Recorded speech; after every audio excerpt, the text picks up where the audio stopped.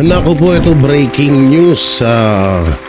Marcos Jr. ay kontrolado na talaga ng Amerika. At ito ang nalalapit po na pag-uwi or paglaya ni Pangulong Rodrigo Roa Duterte. Paktay ka dito, Romualdez. At ayun, welcome back to my YouTube channel. Alam niyo, marami tayong mga pag-uusapan ngayon, no? At yan po yung mga iisa-isahin natin. Hindi tayo nakapag-vlog ng mga ilang araw. Tayo po ay nagkasakit at medyo na busy din. Kasi nga ni, kinabahan. Alam niyo kung saan nagmula yung sakit ko? Kinabahan ako. Dahil kamakailan lang po pumunta tayo ng Cebu City. So ano ba nangyari sa Cebu? Unahan ko muna kayo. Mangula muna kayo kung anong nangyari sa Cebu. So yun na nga, pumunta nga ako ng Cebu. Yung pagpunta ko doon, okay naman. Lahat okay naman at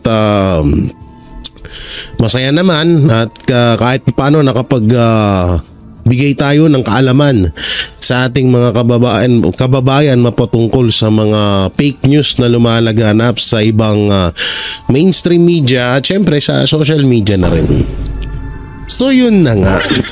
Pag uwi ko po ng galing Cebu, pauwi po dito sa pauwi ho dito sa Taguig, dito sa aming lugar, ay may nangyaring kababalagan na parang ang mahirap po atang kalimutan. At ayun na nga, ang eroplano ay biglang namatay ng 2 bisis. At siyempre si Jiggy Barra kinabahan ng hayop. So tayo po ay kinabahan. Ikaw ba naman, nasa air ka eh. Pag ikaw, tanungin nga kita, pag sumakay ka ng eroplano, pag namatay, hindi ka kakabahan. So yun na nga, kinabahan nga po ako. Dahil yung eroplano po, ang dami kasing nagdadasal sa akin na mamatay na ako eh. Kaya tuloy, hindi nauudlot tuloy eh. Nauudlot tuloy yung panalangin nyo. Huwag nyo na ipanalangin, bibigay naman ng taas yung kagustuhan niya. Ito naman to kasi. So yun, 2 beses ho namatay or parang nag-blackout or nawala sa control yung hindi naman totaling nawala sa control. Balang ito yung eroplano. So nung pagkawala ng power niya, biglang gumanyan ho siya ng, syempre pagka ganyan ng eroplano, biglang ganun ba naman, parang tinanggalan ka ng kaluluwa. Oo, parang ang tinanggalan ng kaluluwa. So doon sa pangyayari yun, pag uwi ko, syempre pagod din sa biyahe, ayun na, tinrangkaso na ang hayop. Tinrangkaso na po ako at umabot po ng 3 days mahigit. Sa tutusin, kahapon nung pagpasok ko ng pag-show namin sa Banateros, medyo alanganin pa talaga, pero kailangan natin dahil syempre tayo ay naghahatid ng totoong impormasyon sa ating mga kababayan. Syempre minsan sa social media at SMNI lamang ho sila ng tunay na balita. So yun na nga yung nangyari sa akin.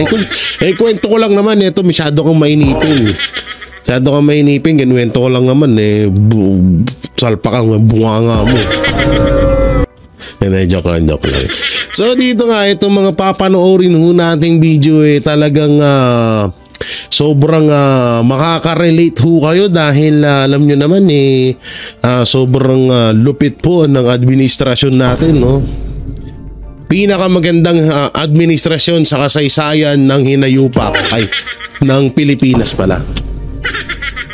Oo, biro mo, may ngayon may 20 kilos na bigas. Pero dito muna tayo, sana yan. Yung good news po kay PRRD yan. Ito, panoorin naman po muna natin tong good news. Oo, bago sabihin nila, puro ka na lang bad news, Jay. Puro na lang kayo bad news, good news naman.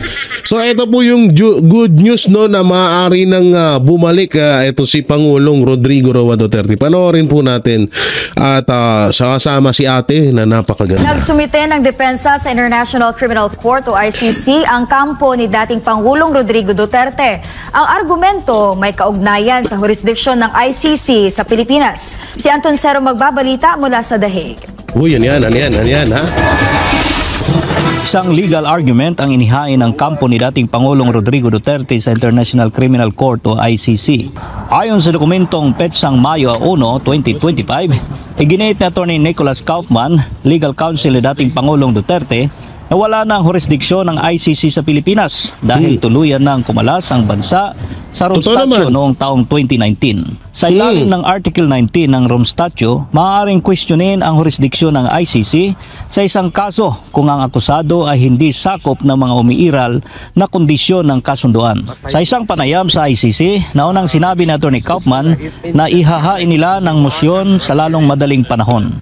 In the coming days, perhaps even today, perhaps tomorrow, perhaps the beginning of next week, but no more than in 1 week, we will be filing our jurisdictional challenge. Binibigyang diin ng kampo ni Duterte na mahalaga ang pagiging kasapi ng isang bansa sa Rome Statute sa mismong panahon ng investigasyon o paglilitis. Kung wala ito, ayon kay Kaufman, ay walang sapat na batayan ng ICC para ituloy ang kaso. Sa jurisdiction stricto sensu, o striktong interpretasyon ng jurisdiksyon, may tatlong elementong tinitingnan: krimen, panahon, at individual na sangkot. Una, kung anong krimen ang sakop. Pangalawa, kung kailan ito nangyari. At pangatlo, kung sino ang sangkot. Iginiit ng kampo ng dating Pangulo na hindi dapat basihan ang nationality o teritoryo kung wala ng membership sa Rome Statute. Dahil dito, iginiit ng depensa na walang legal na kapangyarihan ng ICC sa kasong ito. Sa panig naman ng Senado, welcome development sa kampo ni Duterte. So yan maputol ko lang, napakaliwanag ho dun, no? Na wala silang legal na dito sa krimen na to. Sa kasong ito, hindi pala krimen. Ito yung krimen, no? Yan mga hinayupak na yan. Yan ang lehitimong krimen. Ang ho kasi dito, ang kagaya nung sinabi ko sa SMNI, ako'y naginip na itong administrasyong Marcos daw ay parang nakikiusap. Chismis to Parang nakikiusap daw sa ICC na wag nyo muna. Medyo patagalin nyo muna dyan si PRRD. Patagalin nyo muna dyan si Pangulong Duterte. Huwag nyo munang iuwi dito kasi kulelat na nga yung team namin. Lalong mangungulelat pag nandito na si Pangulong Duterte. Ganon. Ganon yung panaginip yun na panaginip. Dream. Ganon ha. Kasi baka mamaya may magreklamo na naman dyan, may magkaso-kaso na naman dyan. Na kesyo, na naman, gawa-gawa na naman ang kwento. Yun lamang ay panaginip lamang ngayon nga parang nakikiusap na pero wag ka, sinabi ni Sir Jason sa kanina sa SMNI na siya rin daw ay nanaginip din talaga. Magkatukayo talaga kami, parehas kaming talagang marunong managinip no? At doon nga sinabi nga na Sir Jason na siya ay nanaginip na 11 pa lang daw ay makakauwi na si Pangulong Duterte. Aba naku palakbakan natin yan kung ganun. Biruin nyo ba naman, uuwi na si Pangulong Duterte, mananalo pa yung 10 Duterte senatorial candidate, may impeach pa si Marcos. Aba napakaganda ho nun.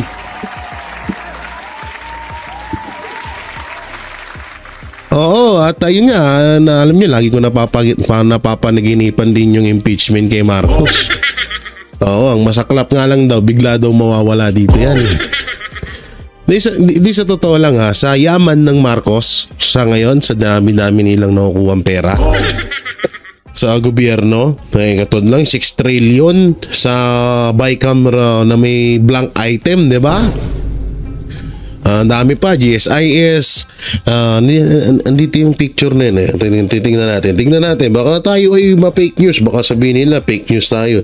Maganda na rin yung tinitignan ho natin yung mga Nasaan na ba yun? Nandito ba yun?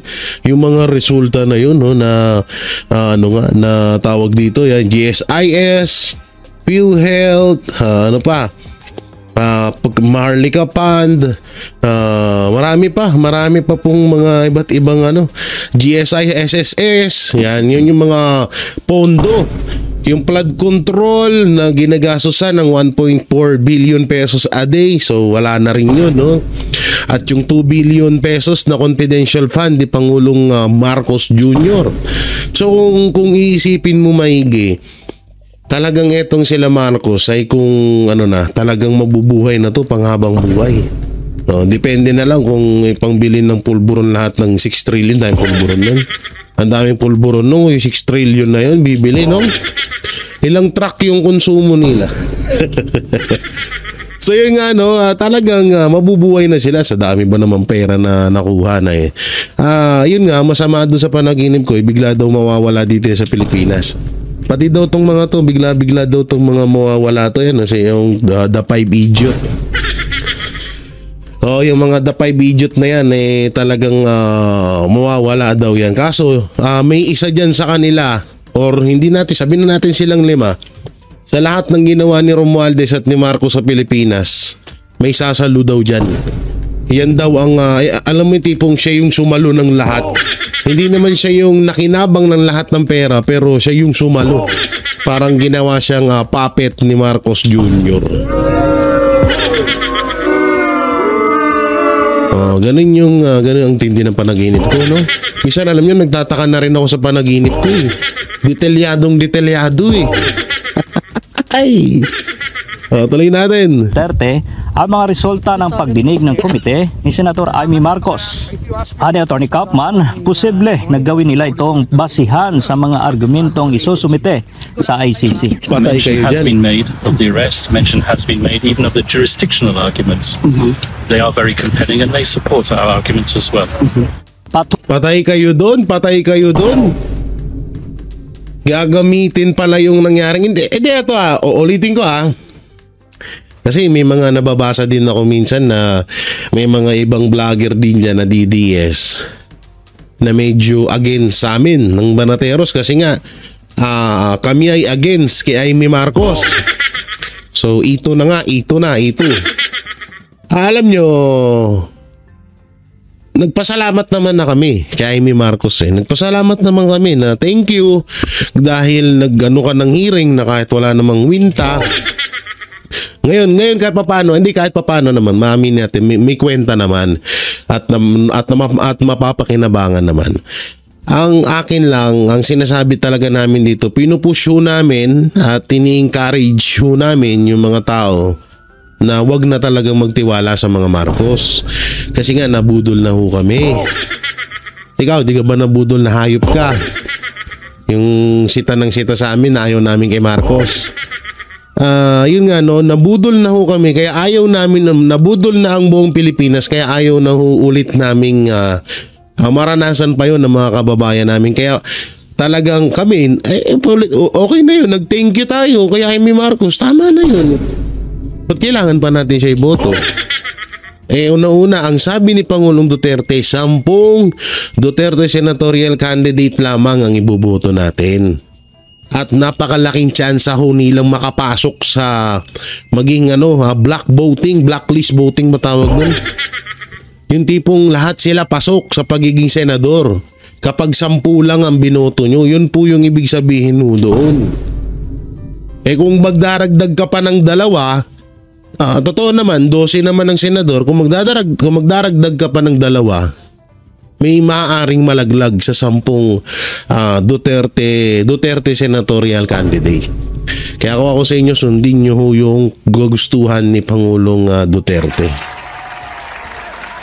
Doon naman sa mga galit sa amin dyan, mga dating Amy Marcos vlogger, tapos nag-switch Duterte vloggers, tapos nung magkakampi na ulit yung 2, nagbalik na naman sila. Una-una, wag nyo kaming pangaralan kung ayaw namin kay Marcos dahil Marcos pa rin yan. Pangalawa, Marcos pa rin yan. Pangatlo, Marcos pa rin yan. So, balik-balik na rin yung mundo, Marcos pa rin yan. Kaya ayaw na ho namin magtiwala. Sige kayo, kung gusto nyo siya iboto, edi boto nyo. Kung di pa kayo nadadala sa kahirapan na nangyayari ngayon sa Pilipinas, boto nyo. Wala naman ng problema nun. Hindi naman namin hawak mga kamay nyo. Hindi naman namin kontrolado utak nyo. Kami ay nagbibigay lamang ng suggestion. Fucking fuel? Ay, sorry. Tuloy naman ang pagpapadala ng liham ng mga taga-suporta ni dating Pangulong Duterte. Tayo nga pala, nakalimutan ko na po tayo si Amy Marcos kasi. At yung ano nga pala, yung maaaring magamit daw sa gagawing hearing or gagawing pag-iimbestigasyon or pagdepensa kay Pangulong Duterte yung nangyaring Senate hearing. So saan ba yun? Yung nga po yung mga pinagsasabi, yung mga nalahad doon sa nangyaring hearing ni Amy Marcos at ng The 5 Idiot. So kung sino ba yung tinatawag ng mga netizen na 5 Idiot ay sila ano daw? Sila Torre, kakakain ko lang kasi kaya hinihingal tayo. Si Torre, Pardo, Marbil at yung magkapatid na Rimulya. Yan yung tinatawag na 5 Idiot ngayon sa sa social media. So lahat ng mga sinabi nila, lahat ng nabunyag doon ay gagamitin ho yun para madepensahan si Pangulong Rodrigo Roa Duterte na maganda yon. Kaso pangit ang dating noon kay Marcos. Paktay kayo.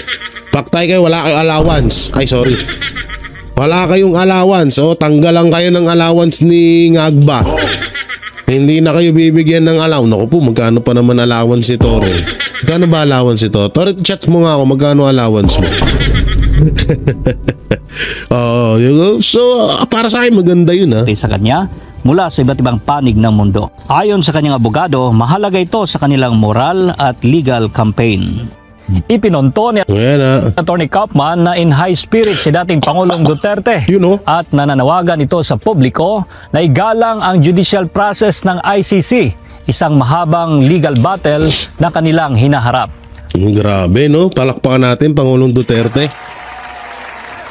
At syempre, palakpakan din ho natin ng SMNI News na hindi ho natin malalaman yung mga ganitong balita kung wala ho si etong SMNI ni Pastor Apollo C. Kibuloy. Palakpakan po natin yan.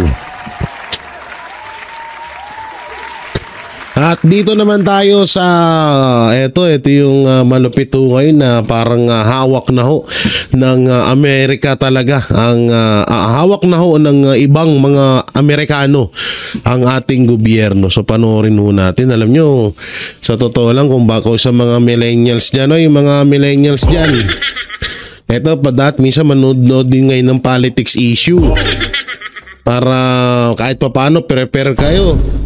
Hindi kayo puro jowa. Tapos kahit pag may jowa na kayo, magjojowa pa kayo ng isa pa. Tunggol. Dapat nanonood kayo ng politics para may alam kayo kahit paano.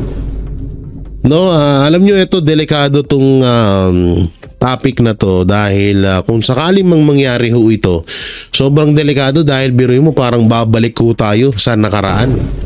Na tayo ay magiging aso, magiging alipin ng mga Amerikano.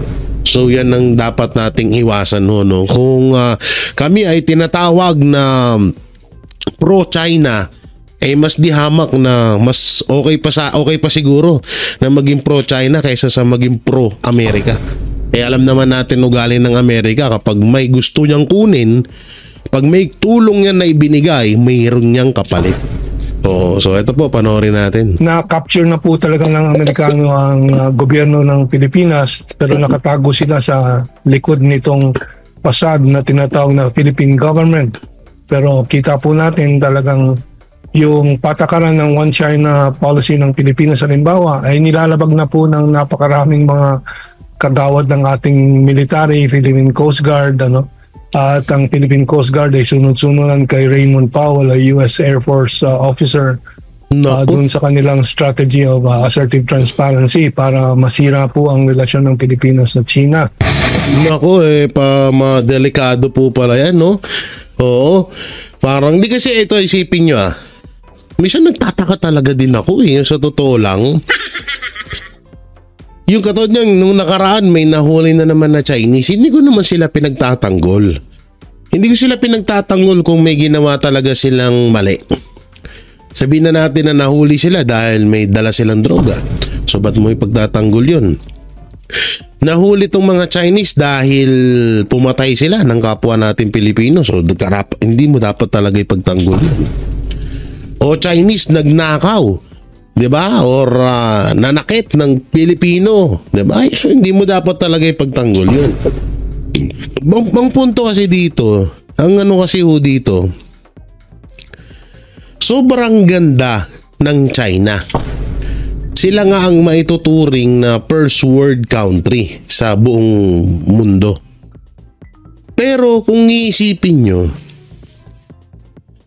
anong mapapala ng China na mag-i-spy sila dito sa Pilipinas?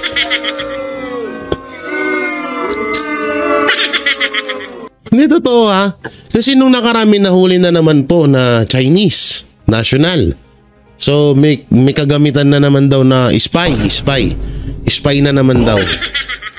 Isipin nyo maigi na lang. Tayo na sobrang, hindi ko po kinakahiya ang bansang Pilipinas. Mahal ko ang bayan ko, kaya nga nandito ako ngayon nagdadaldal sa harap niyo. Dahil gusto kong protektahan ang bayan ko. Ang ano ko dito, anong mapapala ng China na mag-imbestigat sila dito sa Pilipinas? Unang-una, kung sa high-tech lamang po na gagamitan, di hamak na mas upgraded po ang China. At kung usapang first world country lang naman, di hamak na first world country ang China. Aminin natin sa hindi, ang pinakamagandang lugar sa buong Pilipinas walang iba kundi ang Davao, kundi ang KOJC, kundi ang KOJC compound, Glory Mountain tsaka Prayer Mountain. Yan ang pinakamagagandang lugar sa buong Pilipinas, lalong-lalo na sa Davao.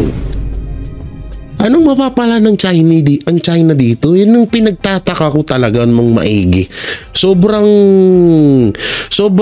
nganibos o sobrang garapal na ho ng administrasyong Marcos na palagi nilang pinapalabas sa mga Pilipino gusto na tayo ay ini-spy ng China.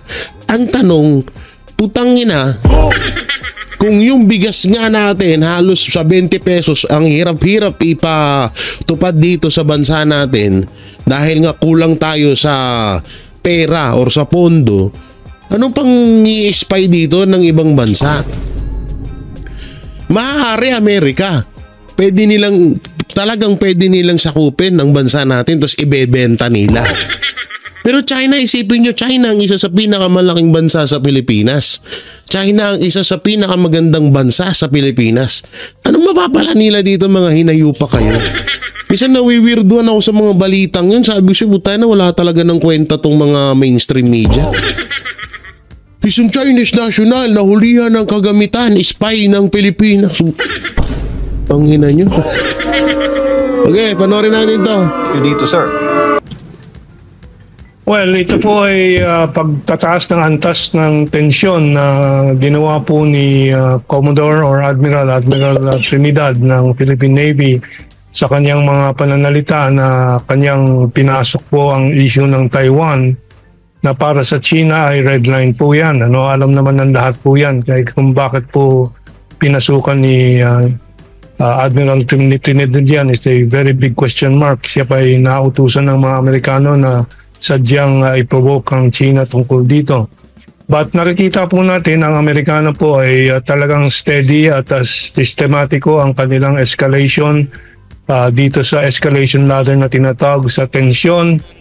Dahil po may timetable ng Amerikano para sa gera sa Asia 2027, hindi natin malaman kung talagang kakaya po nila by 2027, pero yun ang mga naanunsyo ni US Admiral Paparo ng Indo-Pacific Command, no?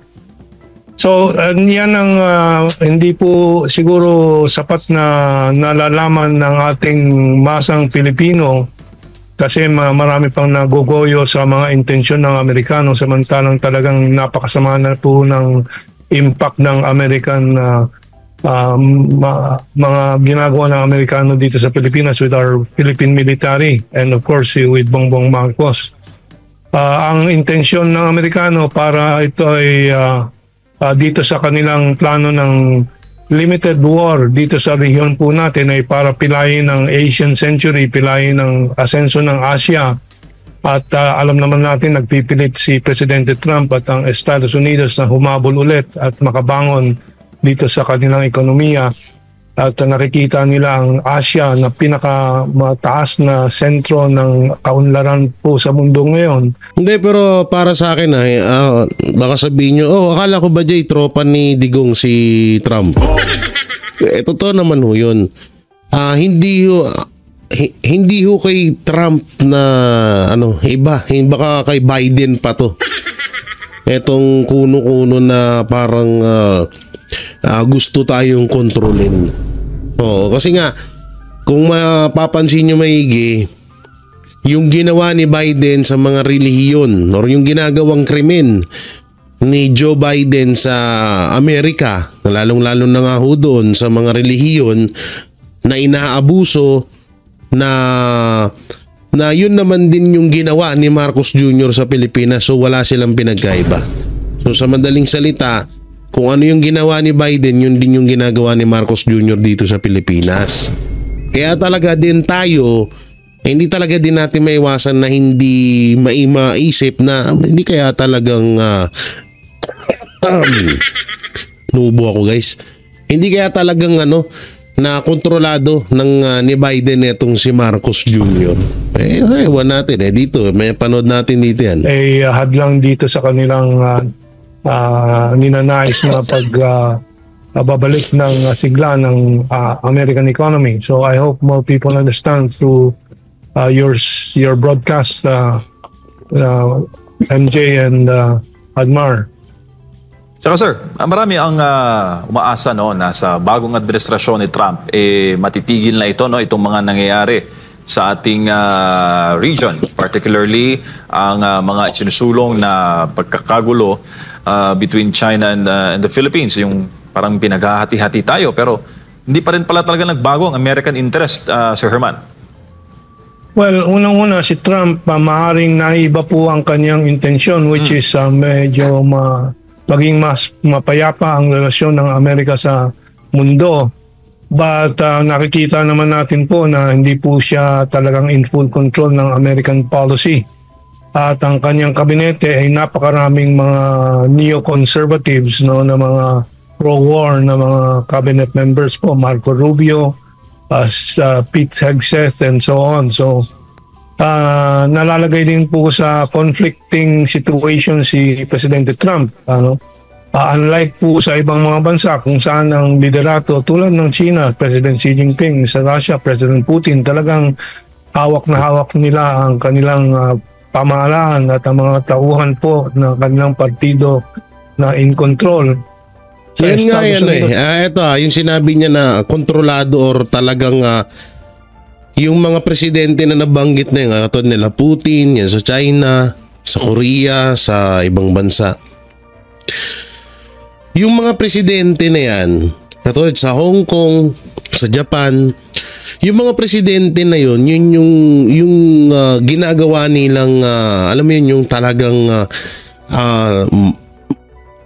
manage, talagang sobrang nilang kontrolado yung mga tao, yung kaganapan, yung daloy ng pamumuhay doon sa lugar na yun. Sasangayon ako at yun din ang gustong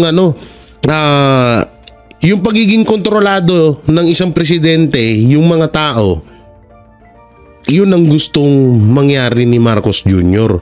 sa pamamagitan ng masama.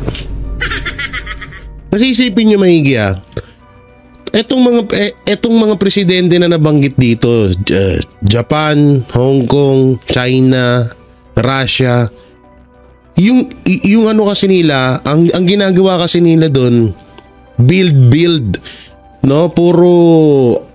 puro pang mga talagang napapakinabangan ng gusto ng taong bayan yung ginagawa nila doon sa kanilang bansa. Katulad na lang sa China, di ba? Kung makapunta ho kayo doon, sobrang high-tech na ho. May ultimo nga deliver sa pagkain, di aeroplano na. Di robot na ho, no?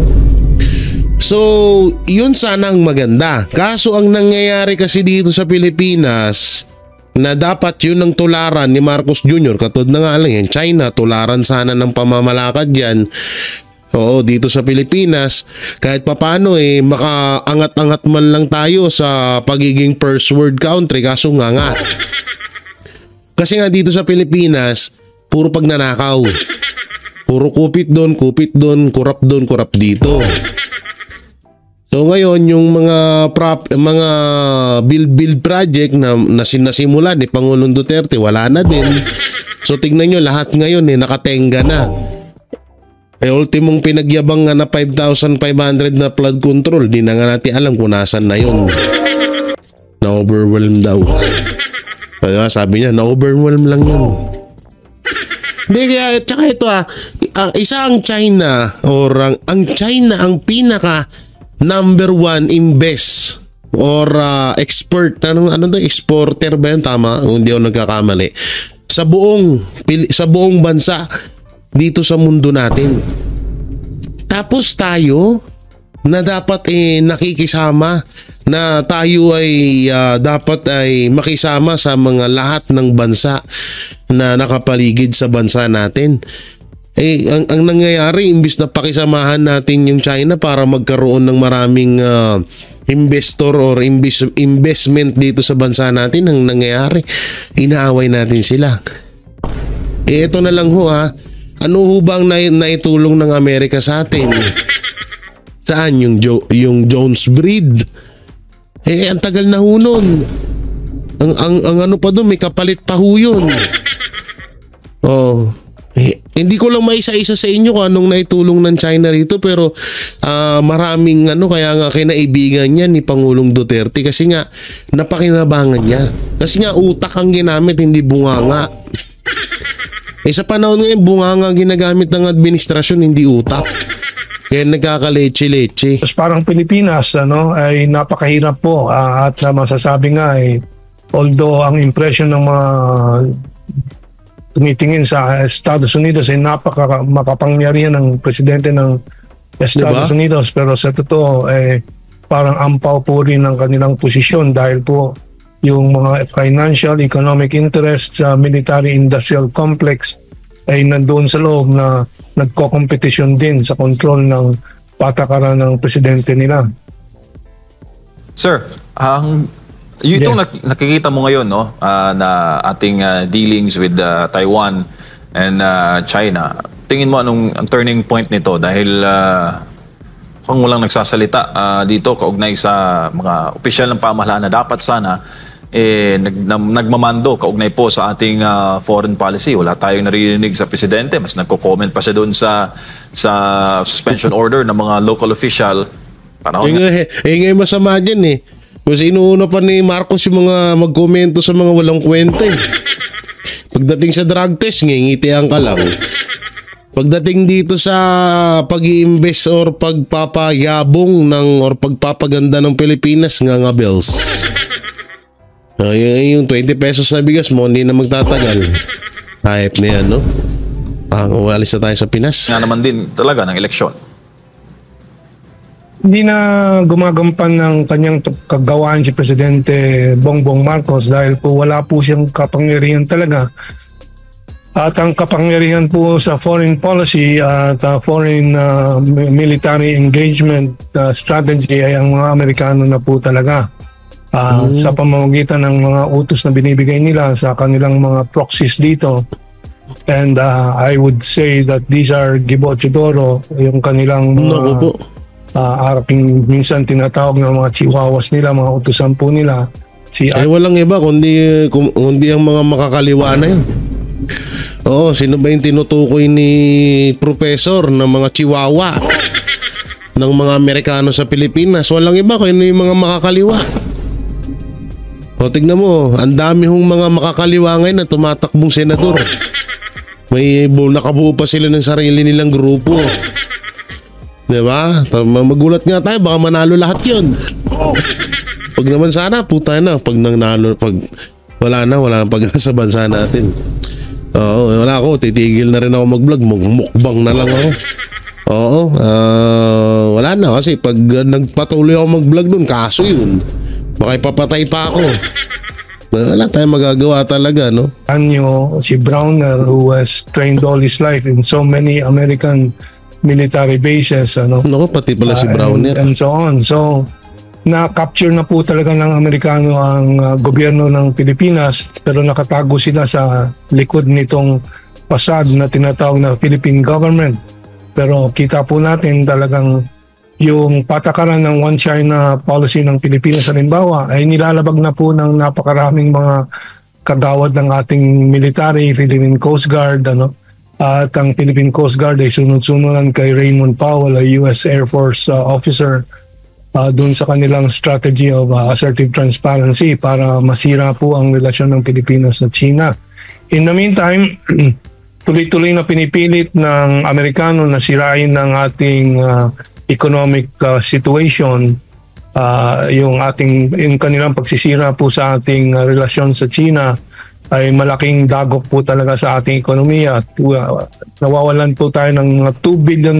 Hindi, alam nyo, ito naisip ko dyan, ba't sinisira tayo ng Amerika sa China? Unang-una po, napakalaki ng utang ng Amerika sa China, no? Hindi kaya balang araw gawin tayong palaman. Palaman ba na kapag nagkagulo ang China at Pilipinas, biglang kakampi ang Amerika sa China? At pag kumampi ang Amerika sa China, nakakala ng Pilipinas na tayo kakampihan ng Amerika, pero China pala ang kakampihan para magmukha silang kakampi na talaga ng China. Parang ngayon nga, sinasabi ko ginawa tayong palaman. Oo, ang mangyayari parang tayo yung pinangbayad utang nila sa China. Na kinampihan namin kayo wag niyo muna kami singilin sa utang namin. Gigil din ako dyan sa Pilipinas na yan ayun nung masaklap na mangyari. Wag naman sana din, no? Sa Chinese tourism, for example, hindi po yan nauulat, halos hindi talaga nauulat po yan. That's $2 billion po na nawala po sa atin dahil sa sadyang paghihigpit sa mga visa ng Chinese tourists, no? Yung mga black propaganda laban sa Pogo and so on, ayun po ay kanilang ginamit na cover story para dito sa mga paghihigpit sa mga negosyo sa China na pinakikinabangan po ng lahat ng ibang mga ASEAN countries including Vietnam, top trading partner ng China.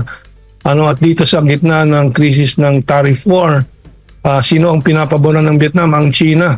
Dahil po napakalaking pakinabang ng Vietnam sa China at kung pag-uusapan natin ang nakakatawa nga ang Pilipinas Wala na nga mapakinabangan ibang bansa dito, lalo na China, nangaaway pa.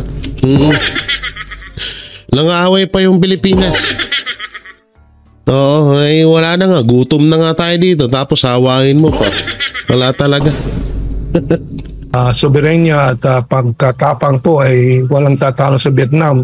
So, bakit sila po ay malapit ng nakikipag-ugnayan sa China? Yun naman kabaliktaran na nangyari sa Pilipinas ay humihiwalay, lumalayo.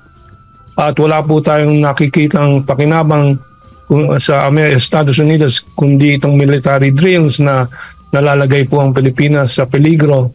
At yung tuloy-tuloy na pinipilit, isinusubo sa atin yung F-16s nila, Typhoon missiles nila na binebenta sa atin sa utang ng military sales grants and so on. So, yun pa talagang sinusuhol sa atin yung mga kagamitan na yun.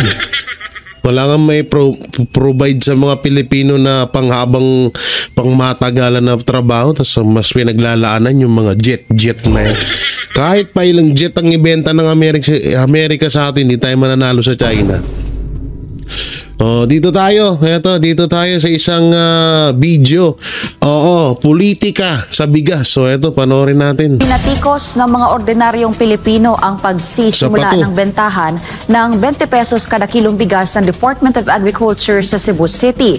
Pero paglilinaw nila, hindi ito dahil sa presyo, kundi dahil sa politikal umanong motibo sa likod nito. Galit ang marami matapos makita ang mukha ni Marcos Jr. sa packaging, kahit pondo naman ang taong bayan ang ginamit para sa implementasyon ng naturang programa. Si Sheena Torno magpapalita. Imbes na matuwa, ay nagalit ang taong bayan sa pagsisimula ng 20 pesos kada kilong bigas ng Department of Agriculture sa Cebu City. Ang dahilan, sa halip na magsilbing konkretong tugon sa kagutuman, ang programa ay tinawag na propaganda matapos ilagay ang mukha ni Marcos Jr. sa packaging ng bigas, kahit malinaw na hindi naman galing sa sariling pondo ng Pangulo ang pambili nito. Hindi napigilan ng ilang netizen na maglabas ng saloobin kaugnay ng programa sa unang araw ng buwan ng Mayo. Kitang-kita raw kasi ang larawan ni Marcos Jr. sa packaging na Pangina. Ayop na nakalaw. Di ito, ang sobrang kapal ng mukha nila talaga. Ang kapal ng mukha nilang magpinsan. Hindi ito, mga kababayan, wala hong masama dito sa bigas na to. Wala hong masama dyan. Kung may binibentang 20 pesos na kilo ng bigas, bumili ho kayo. Malaking tulong po yan sa inyo. Ang masama dyan, ipinamumuka ni Marcos Jr. na ang perang ginastos dyan ay galing sa sarili niyang bulsa. Putang ina niya. Ganun. Ganun ang gusto niya iparating sa inyo. Na sarili niyang bulsa. Yung pera na ginagastos dyan. Yun yung gusto niyang ipamuka sa inyong lahat. At ang masama pa dito, binili mo ng mahal. Yung bigas, ibinenta mo ng mura. Ang pangatlong masama pa dyan, tax ng bayan tong pinangbili dito sa bigas na to, tax din ng bayan ang ipinangbibili.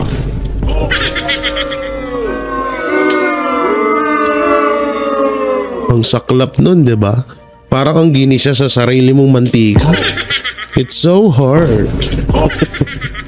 Nila pinaparamdam sa mga tao na personal itong ayuda mula sa kanya. Pero malinaw, pondo ito ng gobyerno, buwis ng taong bayan at hindi mula sa bulsa ng Pangulo. Ilan sa mga komento ng netizens ay nagtatanong kung kandidato ba raw ang Pangulo kaya't mukha niya ang nakapronta sa packaging. Habang ang iba naman ay question ang timing ng programa, lalo't kasalukuyan ang campaign period para sa nalalapit na halalan. Kaugnay pa rin dyan, sinabi naman ni Agriculture Secretary Francisco Chu Laurel Jr. na hindi mo na itutuloy nakatakdang bentahan ng 20 pesos na bigas sa mga kadiwa outlet sa May 2. Ngayong unang araw ng buwan ng Mayo nga ang tinakdang simula ng bentahan ng bigas sa Cebu City. Ngunit isang araw lang ito maaring bilhin ng mga consumer at tanging sa pamamagitan lang ng kadiwa booth. Paano ba naman kasi isinabay ang programa sa panahon ng kampanya kung kailan ipinatutupad ng Commission on Elections o COMELEC ang ayuda ban? Ibig sabihin, tingnan mo doon pa lang maano mo sila na hindi talaga nila pinagpaplanuhan lahat. Alam naman na nila na eleksyon, mamimigay sila ng bigas. So anong kakalabasan nun? Di ba vote buying? Ang pangalawa pa dyan, bumili ka nga ng mahal na palay. Umangkat ka ng mahal na bigas, ibinenta mo ng mura. So walang problema din. Sa totosin, meaning ko po sa inyo, wala akong problema na may 20 kilos na bigas. Malaking tulong po yan para sa inyo. Ang pinupunto ho namin dito yung pamamaraan. Paano na ipatupad? No? Kung paano nila ipinatupad yan. Yun yung pinupunto namin dito. At wala kami sinasabi na wag niyong tanggapin, wag niyong bilhin. Pero kung alam niyo naman na delikado yung bigas na yung kulay dilaw or parang kulay putik or buhangin na yung bigas na yun, syempre wag niyo nang bilhin. O gusto niyo sa mga alaga niyo, sa mga alaga niyong asong askal, ganun, pwede rin naman yun. Pero yung pipigilan namin kayo bumili ng 20 pesos na bigas, hindi, malaking tulong sa inyo yan. Yung amin lang dito, may mga mali mali talaga yung mali yung tempo. Mali yung hindi pinalano kung anong magiging resulta nung pagbili ng mahal na bigas at pagbenta ng mura na bigas. Yun no? Ewan ko ba, tapos talagang obvious na vote buying to. Kailangan humingi muna ng exemption mula sa COMELEC ang mga lokal na pamahalaan maging ang mga ahensya ng gobyerno. Well, tapos ito pa pala, may naisip ako. Ito pa. Hanggang kailan to? At pangalawa ko naisip dito, Ang laki na naman kinabig mo. Halimbawa lamang ha. Namigay ako sa buong Davao. Hindi na sa Davao. Sa buong Cebu. Nagbenta ako sa buong Cebu nang nagkakahalaga ng nasa 5 million na halaga ng tigbe 20 kilo pesos na bigas. So alam ko hindi kasya yun sa buong Cebu malaki ang Cebu Pero yun lang ang nakalaan sa bawat lugar. Kasi nga, halimbawa, ang pondo niyan is nasa, sabihin na nating 2 billion. Pero 1 billion lang ang ipapaikot sa buong Pilipinas. Na hindi rin mamimaintain ng matagal. Dahil yan lang ay isa lamang propaganda. Pusahan tayo kung tatagal yan o hindi. 29, eto na lang, isipin nyo may game, 35-29. Na mga una nilang ipinatupad na bigas. Bakit? May ano ba? May tumagal ba yun? Asan na yung 29? Yung kulay dilaw, tumagal ba yun? Hindi. Eto pa kaya mas mababa. Kaya posible ito. Sabi ako na nagsasabi sa inyo. As far as the COMELEC is concerned, hindi pa namin nakukuha yung approval to do the Cebu government has not yet gotten the approval to do the selling of 20 kilo rice in Cebu. We do the actual selling on May 13 siguro ang target na doon. Dismayado raw si Laurel dahil maaantalang bentahan ng bigas at posibleng matenga na naman ang mga supply sa mga bodega.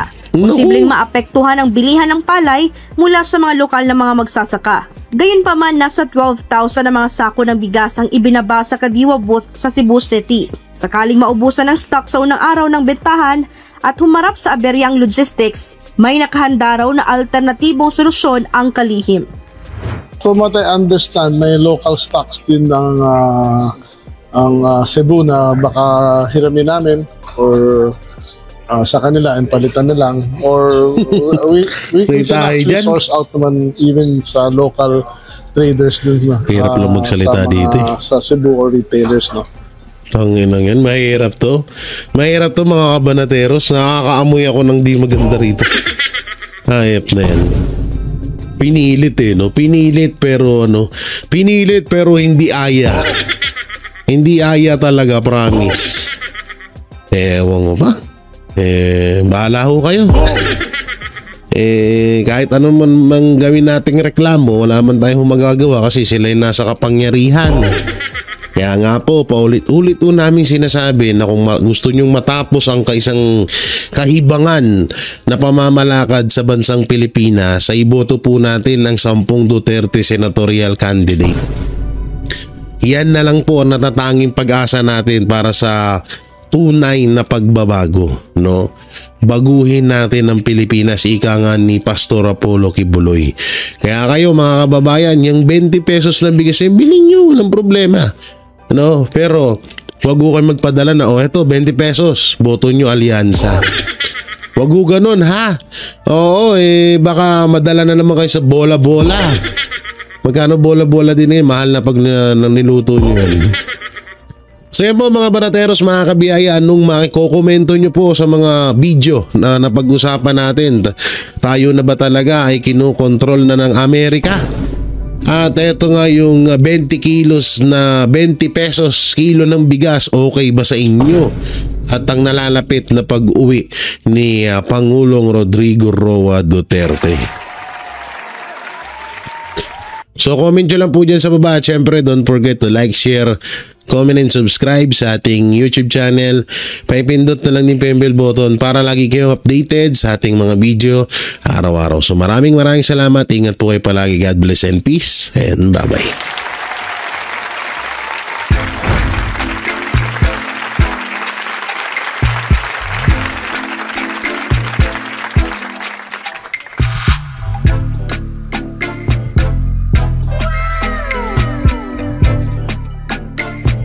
Performance will start momentarily.